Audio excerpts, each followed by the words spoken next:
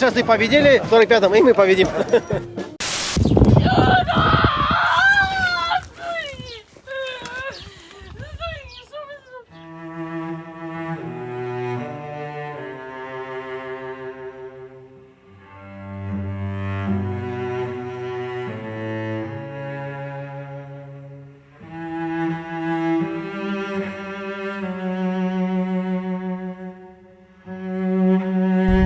Я никогда не думала, что это действительно случится в этой жизни.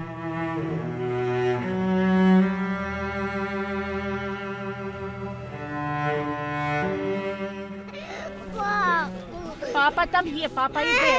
Папа є. Хочемо мира, ми не хочемо війни. Освободіть наших дітей, діти гибнуть. У мене діти остались там на війні.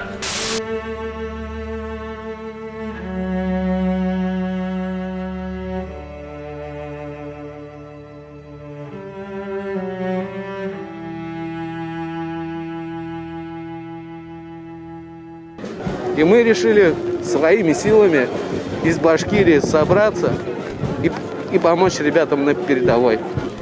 Я тільки молюсь, Боже, що їм треба, що їм Росії мало. Ну, это моя патриотическая идея. Защищать Родину, чтобы моих девчонок защитить своих, чтобы они жили счастливо. Это наша земля, мы тут живем. И куда нам бежать? Куда нам бежать? Гражданский долг Родину защищать. Ребенок, зачем мы тут мирные жители? У нас и солдат, никого нету. Нас тут нету никого. Они Почем они бомбят? Сына провожаем. Должны нашу родину защищать они. Это цель. Иночка, встань, Мария, Господи.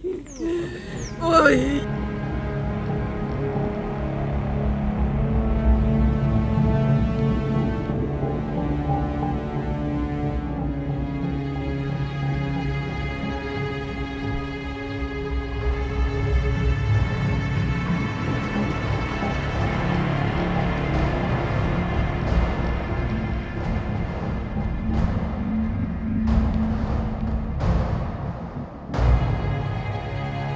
Самое главное, прошу вас вернуться домой живыми и невредимыми. Работайте, братья.